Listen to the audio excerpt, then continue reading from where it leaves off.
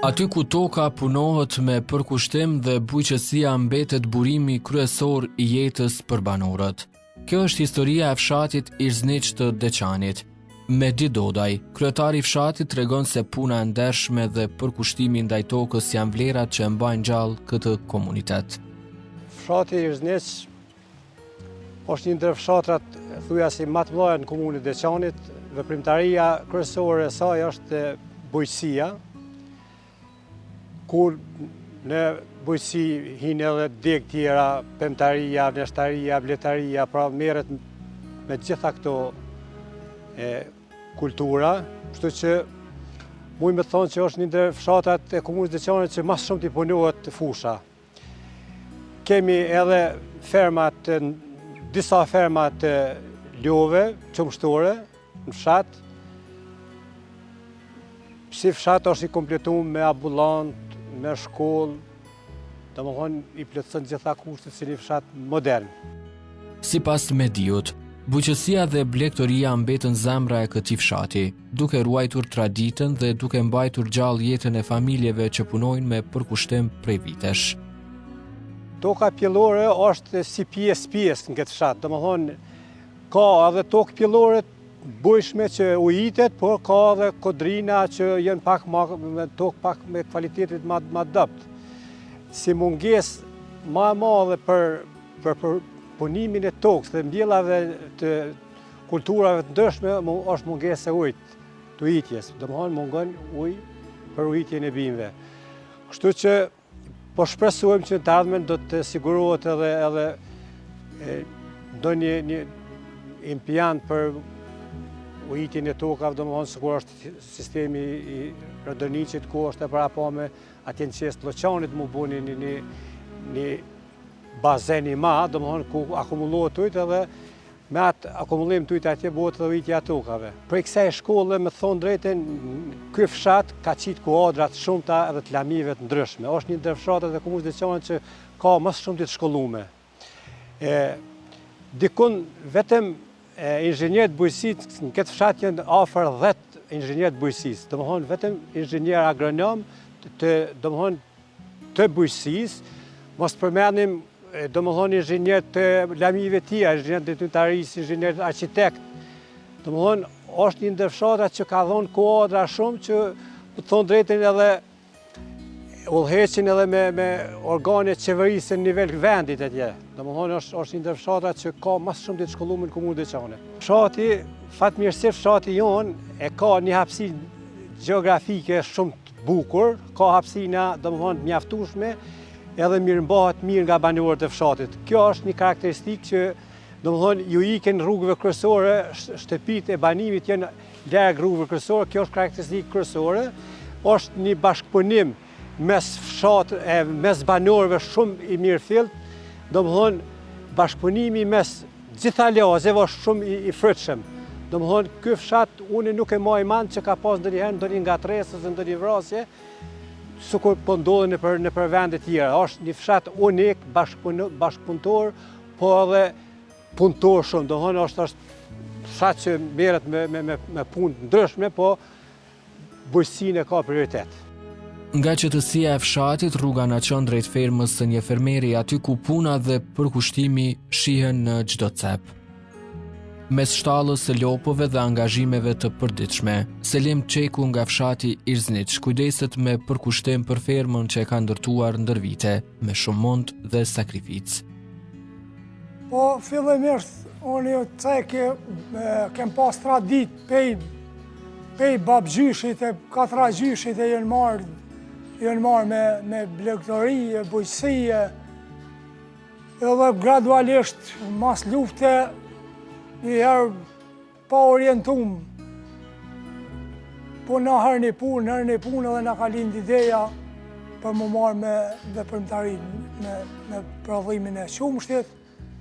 Fillimisht ja kemi nisë sikur çdo fermer me numër më të vogël 2, 3, edhe jem shku tu e rrit, që ashtu tu e rrit.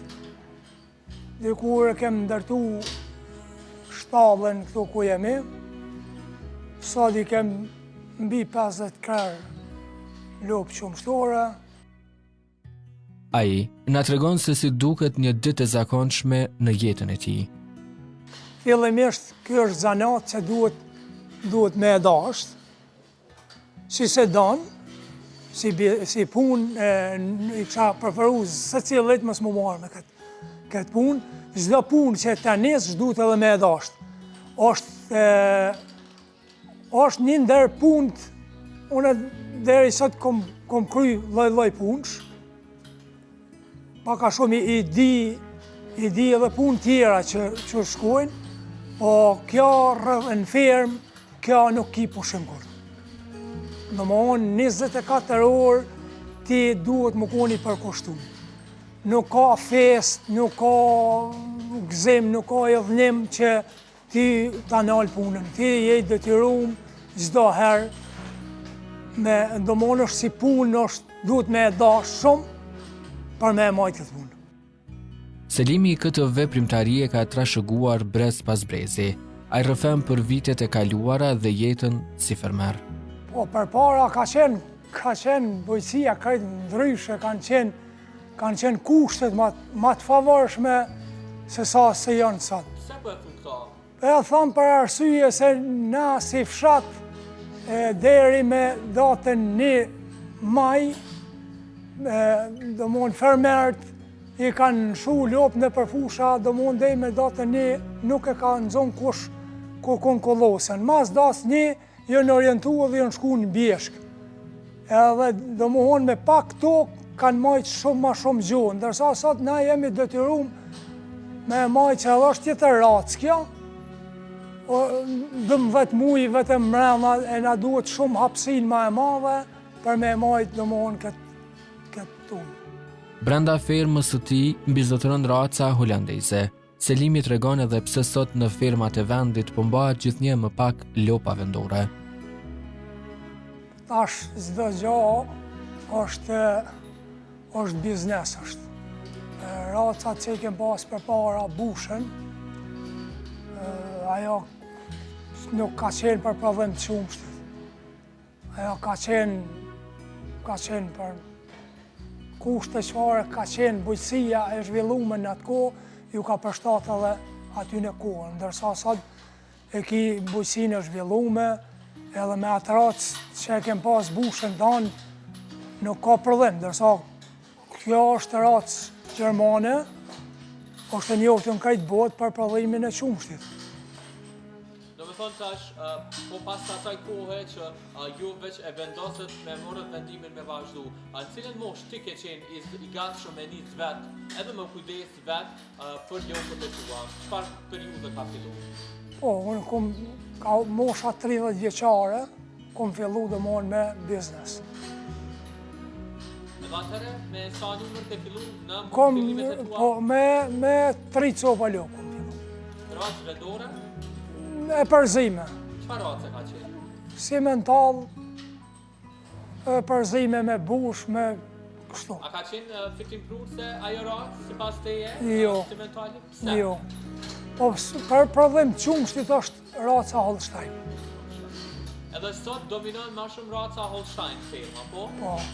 Tregona pak rreth lopëve që po i shohim këto, cilat janë pak karakteristikat e tyre, çka i bën veçanta, jena pak me lopët, për shembull, po shohim që kjo këtu është pak më e veçantë, qoftë edhe në pamje, qoftë edhe në konstrukt, lëkurë, tregona pak. Po kjo është si racë, janë racë e njëjtë. Edhe lopët dallojnë njëna prej tjetrës, secilla i ka karakteristikat e veta, secilla i ka ato vetit e veta, po si racë munda me fol, raca Holstein është e vetmja racë që sakrifikon edhe veten për prodhimin e qumshtit. Domethënë, raca Holstein nuk ja bërë racionin çka ajo e kërkon, është në gjendje me sakrifiku veten për me prodhu qumshtin. Po ti je i detyruar me ja bo ushqimin adekuat, për ndryshe kjo si racë din edhe me mytë edhe veten. Për shkak të prodhimit madh. Do të thonë, punët me shku deri të qa pikë për me i bo kesh vetës edhe me mytë. Po. A ke pas rast, regona qysh ka ndodhë, apo qysh e ke vrejti? Po kjo në fillim s'kem pas shumë informacione. Me kalimin e kohës, me njerëz profesionista, lamis caktume, na kanë spjegu karakteristike në kësaj race. Domthon kjo është në gjendje me e marrë edhe ushqimin pej nyjeve trupit, pej organizmit vet, edhe me e kthym prodhim. Për atë arsye, na jemi sot detyruar me pas racion të veçantë për këtë racë. Sipas Selimit, rrugëtimi i suksesshëm i një fermeri varet nga përkushtimi dhe kujdesi ndaj kafshëve. Një ndër elementet më të rëndësishme mbetet shëndeti i tyre. Këtu fillimisht na konsultohem me e kem mjekin e firmës. Çka i përket mjekësisë, është domthon mjeku që i kryen gjitha shërbimet që duhet me i kry, ndërsa për kujdesjen e për këtu, kujdesem na si familje. Dalemi pak se i nderuam tek ferma edhe flasim pak për konstruktin e saj. Është ngritur nga jo, cilin vetë është punu me tulla, tregona pak vetë konstruktit fermës edhe çush e ke ideu, çush e ke mendu. Vitin 2018, 2018 ose 16 nuk jam i sigurt, e kem fitu grant nga Ministria e Kosovës, u kem participu, atër ka qenë 60 me 40, edhe kështu kem ndërtu shtallën, atër kem shku kem zgjellë racen, edhe kështu seminal sa jemi këtu. Po tregona pak funksionimin e fermës, ç'është funksionon, për shembull po i shohim që janë të lidhuna, kanë pjesën e ushqimit poshtë ujit, tregona pak më shumë detaje.